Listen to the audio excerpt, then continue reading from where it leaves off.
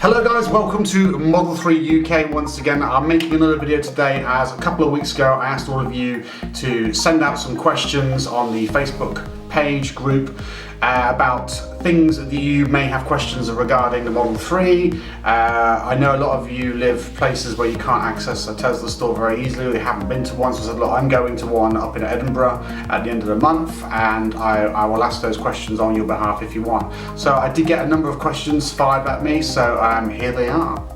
Quick little disclaimer, I want to say that the guy who I spoke to in the Tesla store, he was really nice, but he'd only been working there 3 months. He did his absolute utmost to answer all the questions as accurately as he could. A few times he had to go away and talk to his little computer or one of his colleagues upstairs to see if he could actually get the answers. So as we know with Tesla at the minute, everything's changing constantly, so what the answers I was given may be taken with a pinch of salt, or should be taken with a pinch of salt, because they may not be 100% accurate. Okay, so question number 1. Does my trading car count towards a maximum down payment? Okay, so this question was basically relating to, let's say your car that you've configured on the Tesla site comes to say 57,000. Let's just talk figuratively speaking here. And the maximum, you want to do it via hire purchase. And the maximum down payment you can put down via hire purchase is set, let's say £45,000. And your car's valued at £3,000.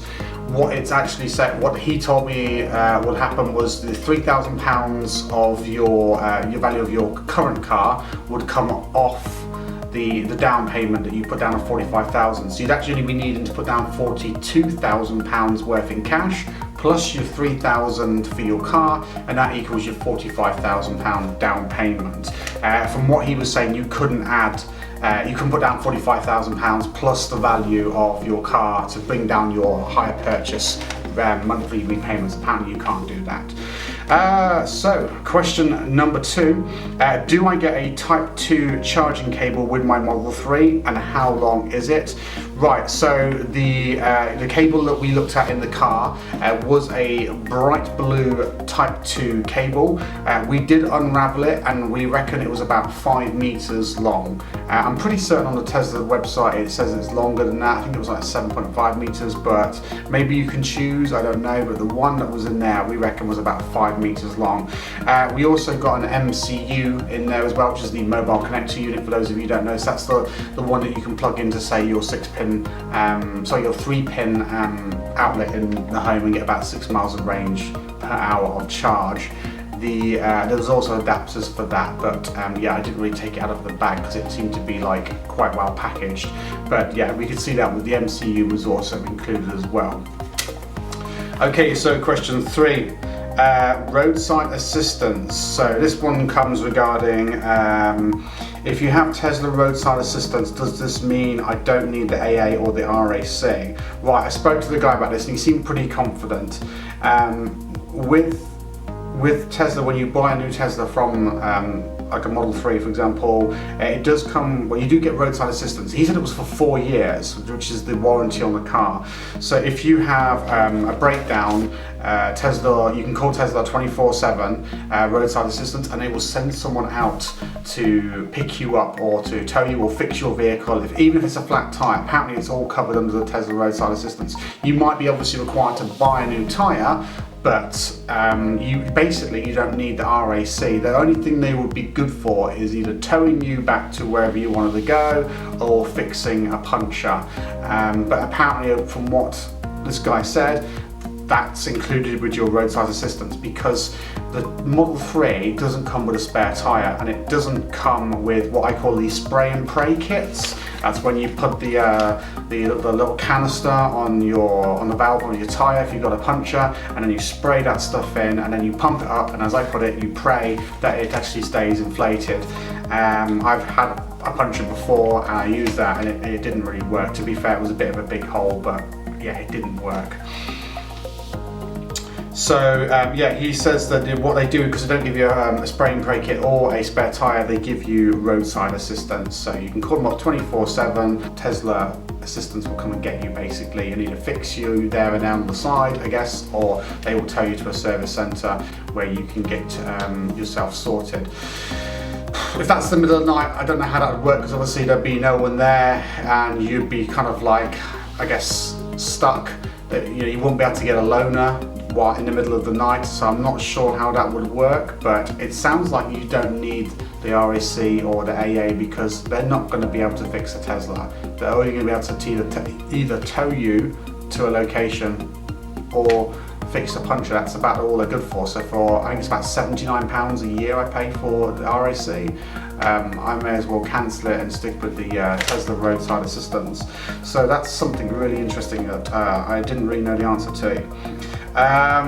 Do you think the robo-taxi service will come to the UK? The guy said yes, but he doesn't think it'll be for quite some time, which I expect. I know Elon reckons by the end of next year, he reckons he'll have legislation to actually do robo-taxi services, but that's going to be in the US.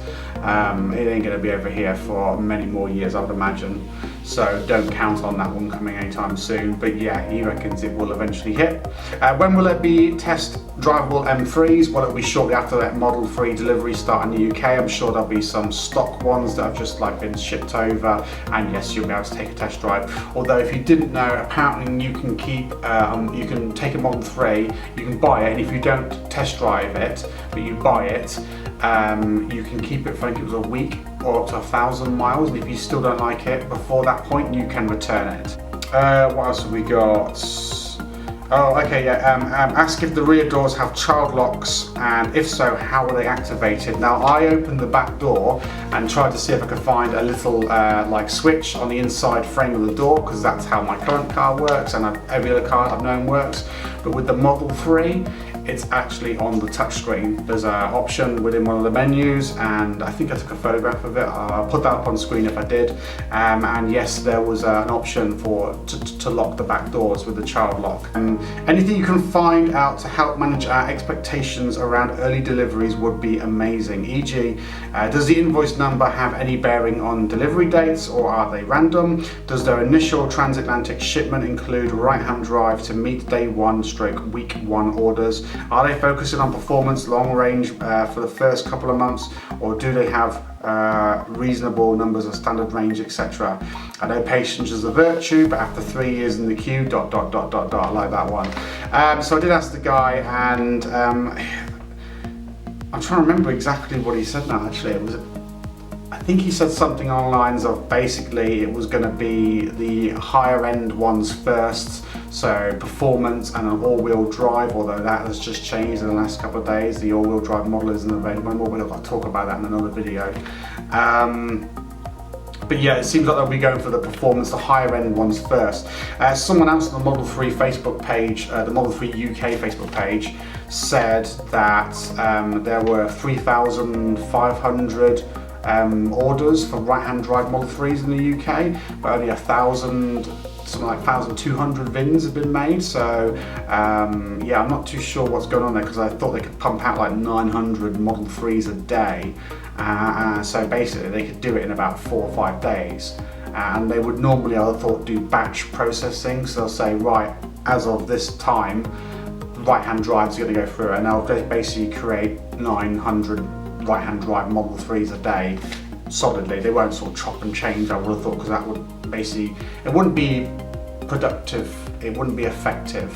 So yeah, I imagine if you've ordered a long range all-wheel drive or a performance model, you're more likely to get that sooner than anyone who's ordered a standard range. That's my understanding of that. It seems that the reservation, if you have a reservation fee that you put down like earlier on, say 3 years ago, it doesn't seem like that's going to have any effect on where you come in the queue, from my understanding. Yeah, it's sad to say, but that's apparently what it is. Where is the fuse box? Actually, this was my own question, because I wanted to find out where I could mount my, well, I'll mount my dash cam. I know the Model 3 comes with a dash cam, but it's not great for me at the moment. I want one like mine, where first of all it's got a much wider field of view. I want one where it's got like my registration at the bottom, the time and date stamp, speed. And currently the Tesla one, although it's great in that it looks backwards as well as forward, it basically records from 3 different angles, but it's quite a narrow field of view on the forward-facing camera. There's no sound, So if basically someone honks the horn or you honk the horn, so if you honk your horn, you know, you're not going to hear that basically in the camera footage. If someone swears at you or even admits liability there and then, it ain't going to pick it up, where with my current dash cam it would. So I wired mine into my fuse box, and I basically wanted to know where the fuse box was. The guy I spoke to, again, lovely as he was, didn't know the answer to that. He said, take a look in the manual, which is the owner's manual, which is actually on the touch screen. I did have a play for a little bit, but I couldn't find the answer to that one. So I'm still at a loss. Where I'll be able to put my where I'll be able to wire in my dash cam, I don't know yet. He did say about the 12-volt like cigarette lighter, but that was in the like armrest. And I was like, well, I don't want cables trailing, and it'll be a hell of a job to get it all the way around and then into the armrest area. I was like, no, I don't fancy that at all, to be honest. What's this? Can I use my Type 2 in the CCS socket? Yes, so the Model 3 I looked at in Edinburgh was clearly a European model, because when I opened the charge port, it had a CCS plug, and the CCS socket, is like kind of like a Type 2 with 2 more prongs underneath. So you can use a standard Type 2 socket plug into that socket, and you can also use the CCS plug. So someone else asked me the question, if I go for the standard range plus model, I know I don't get Google live traffic updates, I don't get streaming of like the music, etc. But can I pay the fee, the £100 fee, to have that added on? Because we are aware that for those of you that order the premium Model 3, so that's the all-wheel drive long range battery one or the performance one, if you order those, you get the first year of all streaming, live traffic updates, etc. for free. But after that, it's apparently going to be about £100 a year to keep that going. So someone was asking the question, if I order the standard range, which I don't get those features, can I pay that £100 and get those features added? And the answer from the guy I spoke to was a very confident no. You won't be able to. If you order standard range, you'll only get basically the standard maps, no satellite, no live traffic updates, and no sort of music streaming or anything like that. So yeah, that's a shame really, because I thought that Tesla would have taken upon that to actually make that an option where they could actually make more money, and all you got to do basically is click on a switch and it'll cost them a little bit in data. But I would have thought then, yeah, that would be justifiable for them to actually let people pay that extra fee and get that extra functionality out of it. Oh well. Guys, I'd also like to do another shout out. I'm going to butcher your name, I do apologise, but Mark Adam Kaziki, I'm sorry if I butchered your name. I'd like to put out a shout out and a massive thank you for sending me this, which is a little Hot Wheels Model 3 car all the way over from, I believe it was Canada. Thank you so much for that. That was absolutely awesome, and it's amazing like how quickly people have taken to this. I mean, you're all the way in Canada, yet you know you've taken to like the Model 3 UK page, and I just want to say thank you for that, because you know, you sent me this little toy over, and I'm very tempted to open it and play with it, but at the same time I don't want to wreck it, because it's like, it's cool. I'll probably will take it. There we go, let's take it out. Oh, that's cool. So you made me very happy, thank you so much. I'm going to play with that later, definitely. It's got some nice details on it actually. They've painted the lights, like they've tried to attempt to paint, I don't know if you can see that at all, they've tried to paint the lights there. And it's got a kind of a semi-accurate glass roof. Hasn't got the beams going across it. I'm sure it doesn't have the wind noise either, but it's very close. The wheels stick out quite far, but that is cool. That is going to go somewhere, probably on one of my sides actually, because it's white as well, which is the colour I've ordered. These are different wheels. I don't know where to get these wheels from, but these are not the ones I ordered. Thank you so much for that anyway, Mark. I really, really appreciate it. Thank you. Also, a massive shout out and thank you to Scott Wills again. I've been chatting to you on Facebook quite a bit and been passing information backwards and forwards and trying to figure out a lot of stuff that's been going on lately. I'd also like to thank you as well for offering to use my referral code as well. Thank you very much for that. So massive shout out to you too. Yay! If you are watching this from an extraterrestrial country or planet, you are more than welcome to still subscribe to Model 3 UK. It doesn't have to be that you are in the UK. I would like to branch out to as many places as I could so we can exchange tips, but obviously I made this channel because I know there are variations and differences to stateside, other countries, and what it's like living in the UK with a Model 3 or an electric car just in general. I'd love to meet up with other EV owners that have, I don't know, Nissan Zoes or Leafs, etc. Have a meetup at some point. We'll organise it once the Model 3s start getting delivered, and then we can all sort of look at each other's like cars and compare things and how we get about it, because it's not the same as other countries. I just want to see how people are coping with that change to getting an EV. As you know, has everyone got a driveway that has an EV currently, or are some people making do without being able to park and just using public chargers? If so, how do you find that with your working week? Do you find that you have to go in every few days, sit at a public charger for 40-50 minutes, even longer, after having queued already for 20 or 30 minutes? Is that something that you find happens to you, or are you managing with what you've got?